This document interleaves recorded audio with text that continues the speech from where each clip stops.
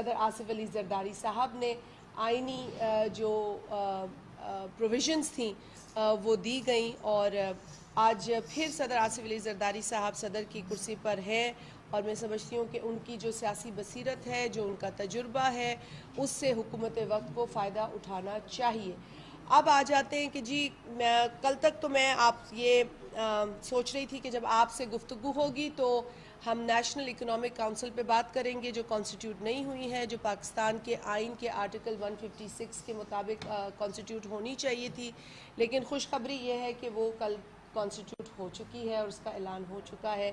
ये बहुत अहम बॉडी है नेशनल इकोनॉमिक काउंसिल, जो कि आर्टिकल 156 में जिसका ज़िक्र है, और ये काउंसिल यूँ भी ज़रूरी है कि वो रिव्यू करती है इकोनॉमिक कंडीशन को जो मुल्क के हैं, जो मुआशी कंडीशन है, मुआशी सूरत हाल है, उसके रिव्यू के बाद वो एडवाइस करती है वफाकी हुकूमत और सूबाई हुकूमतों को कि किस तरह से प्लान बनाया जाए और एक ऐसा प्लान बनाया जाए जहां पर बराबरी की डेवलपमेंट पाकिस्तान के हर इलाके में नज़र आए। ये एक बहुत अहम बात है और ये अहम नुक्ता इसलिए अहम है कि आज हम देख रहे हैं कि डिस्पैरिटी है, इनइक्वालिटी है।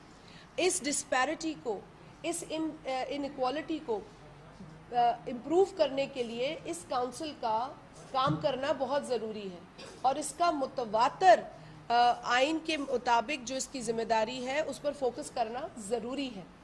ये काउंसिल होती है तो एक्निक तश्कील दी जा सकती है, क्योंकि एक्निक इन्हीं की एग्जीक्यूटिव कमेटी है। जब एनईसी नहीं होगी, एक्निक नहीं होगी, तो मुआशी प्लान्स कैसे बनेंगे, एक सिमत कैसे मिलेगी। तो शुक्र है कि ये कल कॉन्स्टिट्यूट हुई है, अच्छी बात है।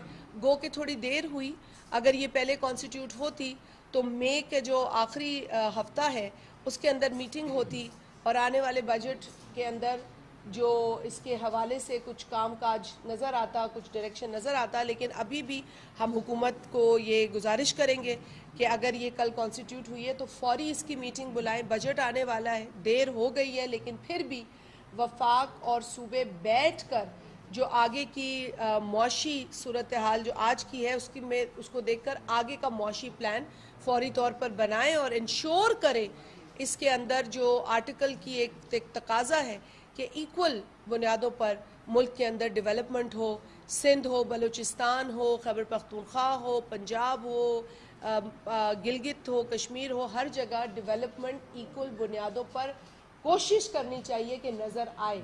ठीक है, मुश्किल हो सकता है, लेकिन जब एक प्रोविज़न है तो उसको फॉलो करना ज़रूरी है। आप सूबों को बिठाएं, सूबों की गवर्नमेंट्स को बिठाएं और उनके साथ आगे का मुआशी प्लान बनाएं। तो ये बहुत ज़रूरी था, आप लोगों के साथ शेयर करना था। हम नेशनल फाइनेंस कमीशन अवार्ड की भी बात करते हैं। अरसा गुजर गया है, नया अवार्ड नहीं आया है, नया अवार्ड आना चाहिए और इस पर भी मैं समझती हूँ कि हुकूमत को जो आइनी तकाजा है वो पूरा करना चाहिए। मैं कुछ इन चीज़ों पर भी बात करना चाहूँगी कि हुकूमत की प्रायोरिटीज़ क्या होनी चाहिए।